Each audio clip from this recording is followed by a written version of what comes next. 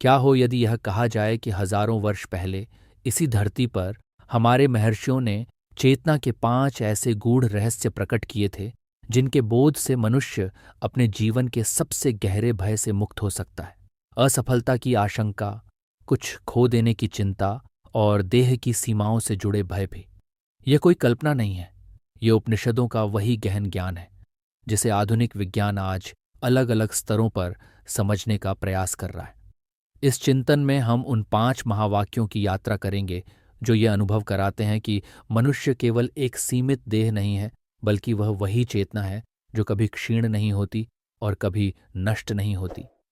आज यह यात्रा समय की सीमाओं को पार करती हुई भीतर की गहराइयों की ओर ले जाती है। उपनिषद, जिनका अर्थ है श्रद्धा और विनय के साथ गुरु के समीप बैठना, वेदों के ज्ञान का सार है जिसे वेदांत कहा गया है। ये केवल बौद्धिक ग्रंथ नहीं, बल्कि विज्ञान मार्ग हैं जो चेतना के उन द्वारों को खोलती है जिन्हें हमने अपने ही अज्ञान और आसक्ति से बंद कर रखा है।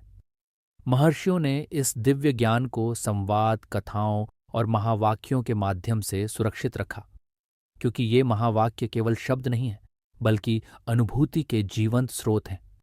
अब यहाँ एक बात स्पष्ट रूप से समझनी आवश्यक है। उपनिषदों का ज्ञान किसी दूर के आकाश से आरंभ नहीं होता। वह मनुष्य के जीवन की सबसे सामान्य और सबसे गहरी समस्या से आरंभ होता है। इसी बिंदु से पहला रहस्य प्रकट होता है। मनुष्य के भीतर एक निरंतर बेचैनी बनी रहती है, कुछ और पाने की, कुछ और जोड़ने की। जो उपलब्ध है उसका आनंद इसलिए नहीं ले पाता क्योंकि दृष्टि सदा उस ओर टिकी रहती है जो अभी नहीं है। घर है तो उससे बड़ा चाहिए, कार्य है तो उससे ऊंचा पद चाहिए। प्रत्येक वस्तु पर मेरा अंकित करने की प्रवृत्ति धीरे धीरे तनाव, असुरक्षा और भय को जन्म देती है। स्वामी बनने की यह आकांक्षा अंततः मनुष्य को वस्तुओं का दास बना देती है। यही वह बंधन है, और इसी बंधन को तोड़ने के लिए उपनिषद पहला रहस्य प्रस्तुत करते हैं। ईशोपनिषद का उद्घोष अत्यंत सीधा और गहन है। ईशा वास्यमिदं सर्वं यत्किंच जगत्याम जगत, तेन त्यक्तेन भुंजिथा मा गृद्ध कस्य स्विद्धनम। अर्थ यह है कि इस जगत में जो कुछ भी गतिमान या स्थिर है वह उस एक चेतना से आच्छादित है। इसलिए त्याग भाव के साथ भोग करो और किसी के धन का लोभ मत करो, क्योंकि वास्तव में यहाँ कुछ भी किसी का निजी नहीं है। ये उपदेश जीवन से विमुख होने का नहीं, बल्कि जीवन को सही दृष्टि से जीने की कला सिखाता है। भोग हो पर आसक्ति के बिना। जैसे कोई देख रेख करने वाला विशाल संपत्ति का उपयोग करता है, पर भीतर जानता है कि वह उसका स्वामी नहीं है। इसी समझ से जीवन में हल्कापन, संतुलन और निर्भयता उत्पन्न होती है। जब यह दृष्टि व्यवहार में उतरने लगती है, तब अनुभव का स्वरूप बदल जाता है। वाहन में बैठते समय, घर में प्रवेश करते हुए या अपनी उपलब्धियों को देखते हुए भीतर यह स्मरण जागृत होता है कि यह सब उस व्यापक ब्रह्मांडीय व्यवस्था का हिस्सा है जो हमारे माध्यम से प्रवाहित हो रही है। तब मेरा और छिन जाएगा का भार स्वतः उतरने लगता है।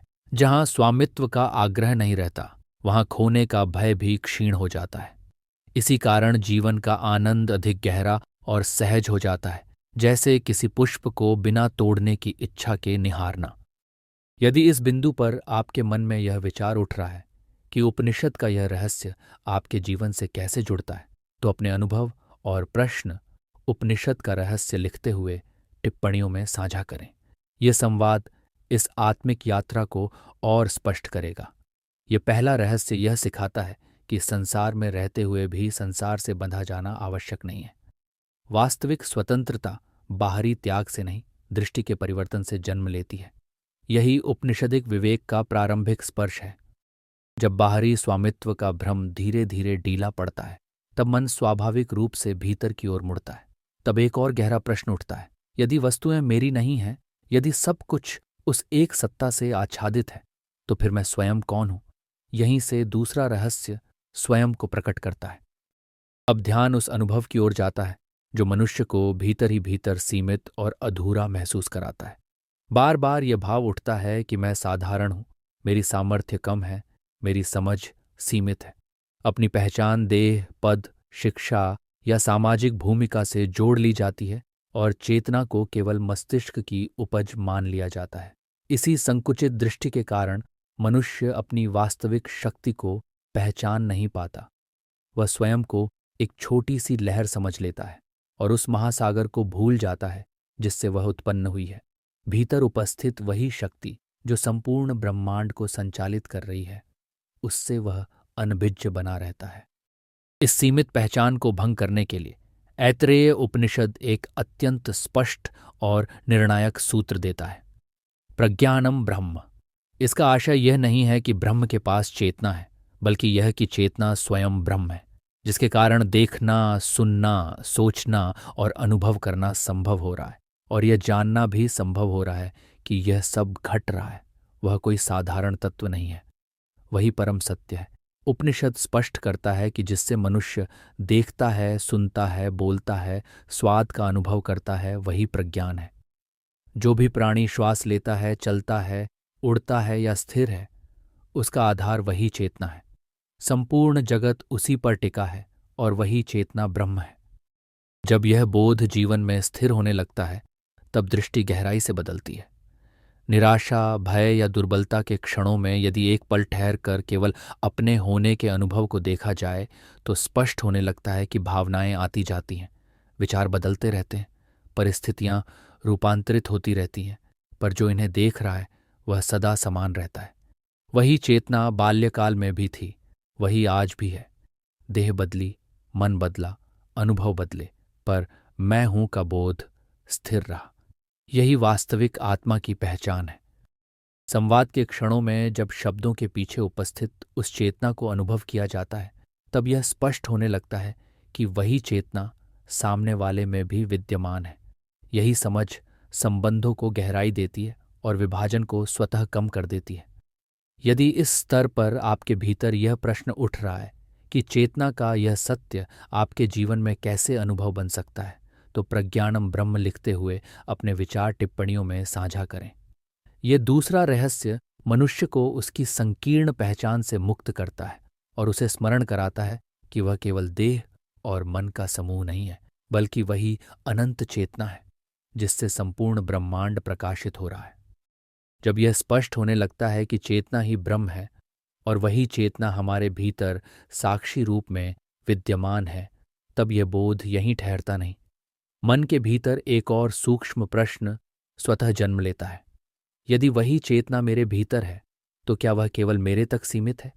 क्या वही चेतना दूसरों में, प्रकृति में और उस परम सत्ता में भी नहीं है जिसे ईश्वर कहा गया है? यहीं से चेतना का बोध व्यक्तिगत अनुभव से आगे बढ़कर सार्वभौमिक सत्य की ओर यात्रा करता है। यहीं मनुष्य के जीवन का एक और गहरा दुख प्रकट होता है, अलगाव का अनुभव। स्वयं को अकेला मान लेना, दूसरों से भिन्न समझना, प्रकृति से कटाव महसूस करना और परमात्मा को कहीं दूर स्थित मान लेना। मन के भीतर मैं और तुम की एक अदृश्य दीवार खड़ी हो जाती है। यही द्वैत का भाव भय को जन्म देता है। यही द्वैत ईर्ष्या, द्वेष और संघर्ष का मूल बनता है। ऐसा प्रतीत होता है मानो मनुष्य यहाँ सीमित देह में बंधा हुआ है और परम सत्य कहीं दूर अप्राप्य आकाश में स्थित है। इसी भ्रम के कारण वह बाहर खोजता है, जबकि उपनिषद सदा भीतर की ओर संकेत करते हैं। इस गहरे भ्रम को भेदने के लिए छांदोग्य उपनिषद एक ऐसा महावाक्य देता है जो समस्त वेदांत का हृदय कहा गया है। गुरु उद्दालक अपने पुत्र श्वेतकेतु को बार बार इसी सत्य का बोध कराते हैं। तत्त्वम् असि अर्थ अत्यंत सीधा और गहन है। तत् अर्थात वह परम सत्य, वही ब्रह्म, वही संपूर्ण जगत का कारण। त्वम अर्थात यह जीव, यह चेतन सत्ता जो अभी सुन रही है। असि अर्थात हो, तुम उससे अलग नहीं हो, तुम वही हो। उपनिषद यहाँ किसी भावनात्मक सांत्वना की बात नहीं कर रहा, बल्कि अद्वैत वेदांत के परम सत्य को उद्घाटित कर रहा है। इस सत्य को समझाने के लिए गुरु दृश्य और सहज उदाहरण देते हैं। बरगद के बीज में कुछ दिखाई नहीं देता, फिर भी उसी अदृश्य सत्ता से विशाल वृक्ष उत्पन्न होता है। जल में घुला नमक दिखाई नहीं देता, पर हर बूंद में उसका स्वाद विद्यमान रहता है। ठीक उसी प्रकार ब्रह्म कहीं बाहर दिखाई नहीं देता, पर वह प्रत्येक कण में, प्रत्येक प्राणी में, प्रत्येक अनुभव में व्याप्त है। वही सत्ता तुम्हारे भीतर भी है। वही चेतना तुम हो। जब यह बोध जीवन में उतरने लगता है तब संबंधों की दृष्टि बदल जाती है। किसी के प्रति क्रोध, ईर्ष्या या दूरी का भाव उठते ही यह स्मरण जागृत होता है कि जिस चेतना को मैं अपने भीतर अनुभव कर रहा हूं वही चेतना सामने वाले में भी विद्यमान है। बाहरी रूप, विचार और परिस्थितियां भिन्न हो सकती हैं, जैसे आभूषणों के आकार भिन्न होते हैं पर उनका तत्व एक ही होता है। ये समझ स्वाभाविक रूप से करुणा, सहिष्णुता और मानवीय एकता को जन्म देती है। प्रकृति को देखने का अनुभव भी परिवर्तित हो जाता है। पर्वत की स्थिरता, नदी का प्रवाह, वृक्षों की निःशब्द उपस्थिति, इन सब के पीछे वही चेतना कार्य कर रही है जो भीतर भी साक्षी रूप में विद्यमान है। इससे प्रकृति के साथ संघर्ष नहीं, सामंजस्य उत्पन्न होता है। प्रार्थना भी तब बाहरी याचना नहीं रह जाती, वह अपने ही व्यापक स्वरूप के प्रति जागरूक होने की प्रक्रिया बन जाती है। साधक किसी दूर स्थित ईश्वर से नहीं बल्कि उसी चेतना से संवाद करता है जो स्वयं उसका मूल स्वरूप है। यदि इस बिंदु पर आपके भीतर यह प्रश्न उठ रहा है कि तत्त्वम् असि का यह उपनिषदिक सत्य आपके जीवन में कैसे अनुभव बन सकता है, तो अपने विचार इसी महावाक्य के साथ टिप्पणियों में साझा करें। यह संवाद आत्मज्ञान की इस यात्रा को और अधिक स्पष्ट करेगा। यह तीसरा रहस्य मैं और तुम के बीच खड़ी दीवार को गिरा देता है। यह स्पष्ट करता है कि अलगाव केवल अज्ञान का परिणाम है। उपनिषद, वेदांत और सनातन धर्म का सार यही है कि आत्मा और ब्रह्म भिन्न नहीं बल्कि एक ही सत्य के दो नाम हैं। इसी बोध से प्रेम, दया और एकत्व का द्वार खुलता है और चेतना अपनी पूर्णता की ओर एक और कदम बढ़ा देती है। जब तीसरे रहस्य के माध्यम से यह स्पष्ट होने लगता है कि आत्मा और ब्रह्म अलग नहीं है, कि वह और तुम के बीच कोई वास्तविक दूरी नहीं है, तब साधक के भीतर एक स्वाभाविक प्रश्न उठता है, यदि यह सत्य है तो इसका प्रत्यक्ष अनुभव कैसे हो? ये ज्ञान केवल सुनने या समझने तक सीमित न रह जाए बल्कि जीवन का जीवित अनुभव कैसे बने। यहीं से चौथा रहस्य स्वयं को प्रकट करता है, जो खोज की दिशा को निर्णायक रूप से बदल देता है। अब तक यह बोध हो चुका है कि चेतना ही ब्रह्म है और वही सर्वत्र व्याप्त है। फिर भी यह अनुभूति कई बार बौद्धिक प्रतीत होती है। मन पूछता है कि उस ब्रह्म का साक्षात्कार कहाँ हो। उसे बाहर खोजने की प्रवृत्ति बनी रहती है, तीर्थों में, प्रतीकों में, दूर स्थित लोकों में। यही बाह्य खोज जीवन भर भटकाती रहती है, क्योंकि जिसे खोजा जा रहा है वह खोजने वाले से अलग है ही नहीं। यह स्थिति उस कस्तूरी मृग के समान है जो सुगंध के पीछे वन वन भटकता है, यह जाने बिना कि वह सुगंध उसी के भीतर से उठ रही है। इसी भ्रम को समाप्त करने के लिए मांडुक्य उपनिषद एक अत्यंत स्पष्ट और निर्णायक घोषणा करता है। यह उपनिषद आकार में छोटा है पर अर्थ में अत्यंत व्यापक और समस्त उपनिषदिक वेदांत का सार माना गया है। इसका महावाक्य है, अयम आत्मा ब्रह्म। इसका आशय है, यह आत्मा ही ब्रह्म है। यह कथन तत्त्वम् असि से भी एक चरण आगे जाता है। वहां गुरु शिष्य को यह बोध कराता है कि वह परम सत्य तुम ही हो। यहां कोई उपदेश नहीं बल्कि प्रत्यक्ष अनुभूति की घोषणा है। अयम अर्थात यह जो अभी प्रत्यक्ष है, जिसे किसी कल्पना या विश्वास की आवश्यकता नहीं। और वह क्या है? आत्मा। यह अपना अस्तित्व, यह मैं हूं का सहज बोध। उपनिषद कहता है कि यही आत्मा, यही प्रत्यक्ष अनुभूति, वही ब्रह्म है। इसका अर्थ यह है कि ब्रह्म को कहीं बाहर खोजने की आवश्यकता नहीं। वह न आकाश में दूर स्थित है, न किसी लोक विशेष में। वह भीतर अपने ही अस्तित्व के केंद्र में सदा उपस्थित है। मांडुक्य उपनिषद चेतना की अवस्थाओं का विवेचन करता है, जागृत अवस्था, स्वप्न अवस्था और गहरी निद्रा। इन तीनों अवस्थाओं को जो जानता है, जो इनका साक्षी है, वही तुरीय कहा गया है। यही तुरीय आत्मा है और यही ब्रह्म है। अवस्थाएं बदलती रहती हैं पर जो उन्हें देख रहा है वह स्थिर रहता है। जब यह सत्य जीवन में उतरता है तब साधना का मार्ग स्पष्ट होने लगता है। इसका उपाय है भीतर की ओर दृष्टि करना। जब शांत होकर श्वास के प्रवाह पर ध्यान टिकाया जाता है तब धीरे धीरे विचारों का कोलाहल शांत होने लगता है। विचारों के शांत होते ही वह मौन प्रकट होता है जो सदा से उपस्थित था। वही मौन आत्मा का संकेत है। रात्रि में विश्राम से पूर्व कुछ क्षण स्वयं से यह प्रश्न करना कि मैं कौन हूं, यह भी इसी दिशा में एक सरल अभ्यास है। यह देखना कि मैं यह शरीर नहीं हूं, क्योंकि शरीर बदलता रहता है। मैं यह मन भी नहीं हूं, क्योंकि विचारों और भावनाओं को देखा जा सकता है। इस निरीक्षण के माध्यम से साधक धीरे धीरे उस साक्षी के समीप पहुंचता है जो इन सबको देख रहा है। वही आत्मा है और उपनिषद के अनुसार वही ब्रह्म है। यह चौथा रहस्य खोज की दिशा को पूर्णतः बदल देता है। यह स्पष्ट कर देता है कि जिस सत्य को बाहर खोजा जा रहा था वह भीतर ही सदा से उपस्थित है। अब यात्रा बाहर की नहीं, भीतर की रह जाती है। यही उपनिषदिक ज्ञान का निर्णायक मोड़ है, जहां साधक भटकना छोड़कर अपने वास्तविक स्वरूप की ओर लौटने लगता है।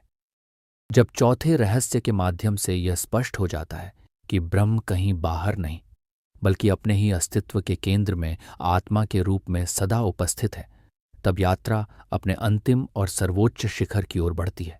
अब तक सत्य को समझा गया, अनुभव की दिशा मिली, दृष्टि भीतर की ओर मुड़ी, पर यहां एक सूक्ष्म अंतर अभी शेष रहता है। जानना और होना, इन दोनों के बीच का अंतर। यही वह बिंदु है जहां उपनिषदों की यात्रा अपने चरम पर पहुंचती है। यहां मनुष्य एक गहरे सत्य से साक्षात्कार करता है। जब तक ज्ञान केवल विचार बना रहता है, तब तक मुक्ति अधूरी रहती है। ठीक वैसे ही जैसे कोई राजकुमार यदि यह जान भी ले कि वह राजकुमार है, पर जब तक वह अपने सिंहासन पर बैठकर अपने स्वरूप को स्वीकार नहीं करता, तब तक उसका जीवन बदला हुआ नहीं माना जा सकता। उसी प्रकार जब तक मनुष्य स्वयं को एक सीमित, असहाय और बंधा हुआ जीव मानता रहता है, तब तक उपनिषदों का सारा ज्ञान भी उसे स्वतंत्र नहीं कर पाता। सबसे गहरा दुख यही है कि मनुष्य अपनी वास्तविक महिमा को स्वीकार नहीं कर पाता। इसी अंतिम आवरण को हटाने के लिए बृहदारण्यक उपनिषद वह घोषणा करता है जिसे वेदांत का शिखर कहा गया है।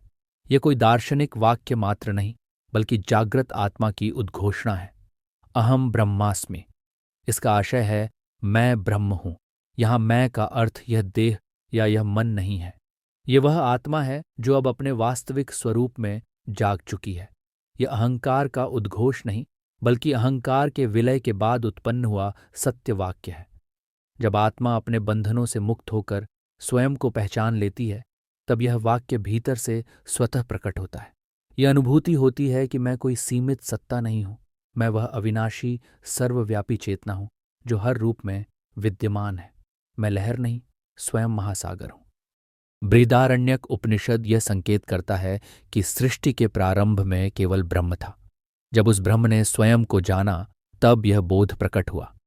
उसी क्षण से जिसने भी इस सत्य को प्रत्यक्ष अनुभव के रूप में जाना, वह ब्रह्म में ही प्रतिष्ठित हो गया। यह कथन केवल जानने की बात नहीं है, यह हो जाने की अवस्था है। यहां साधक और साध्य का भेद समाप्त हो जाता है। यह अनुभव किसी बलपूर्वक प्रयास से उत्पन्न नहीं होता। यह पहले 4 रहस्यों के गहन बोध और अभ्यास का स्वाभाविक परिणाम है।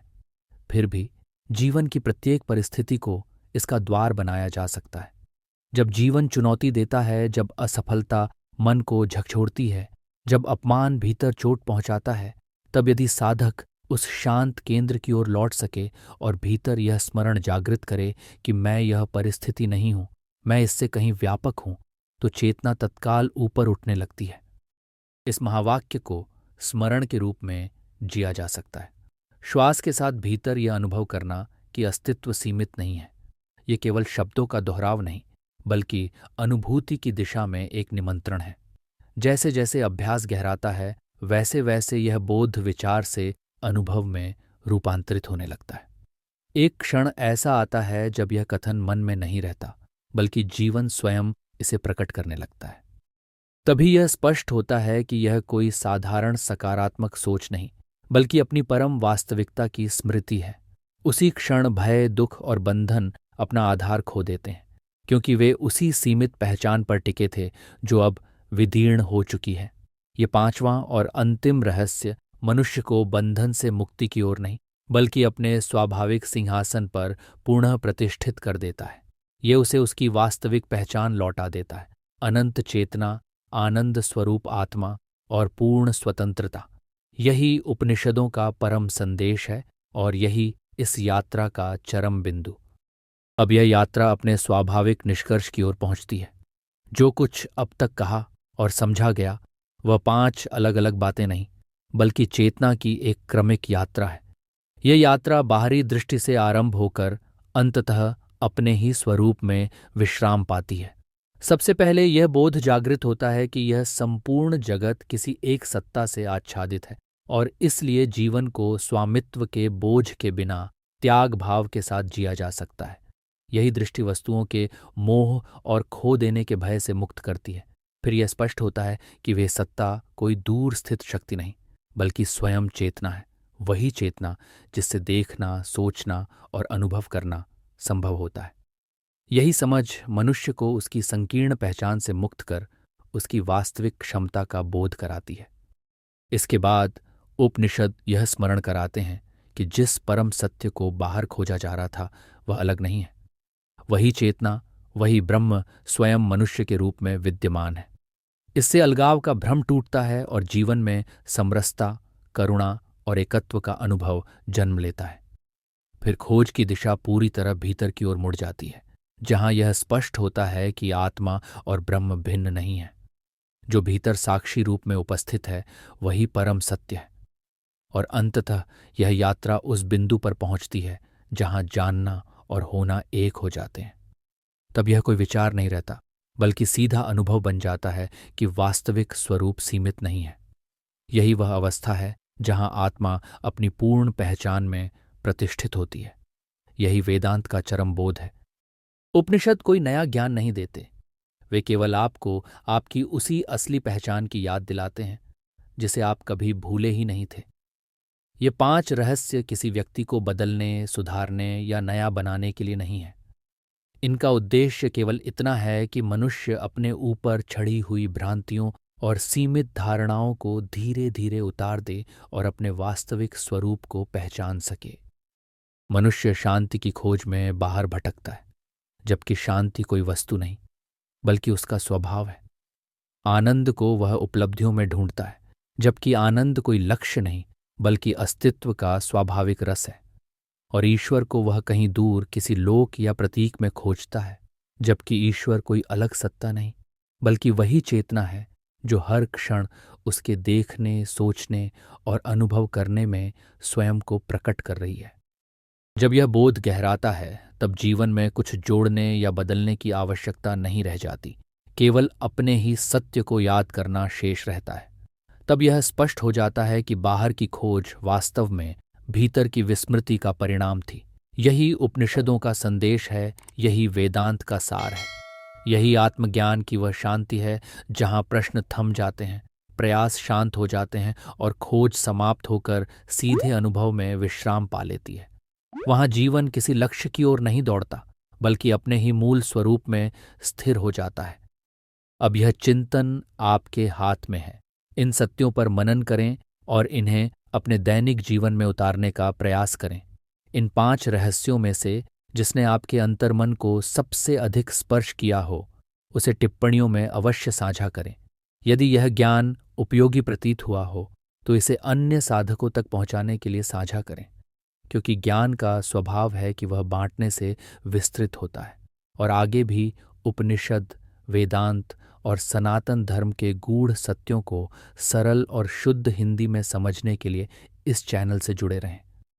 अंत में वही शाश्वत स्मरण, उत्तिष्ठित जाग्रत प्राप्य वरान्यबोधत। उठो, जागो और श्रेष्ठ ज्ञान को प्राप्त कर उस परम सत्य को जानो। धन्यवाद।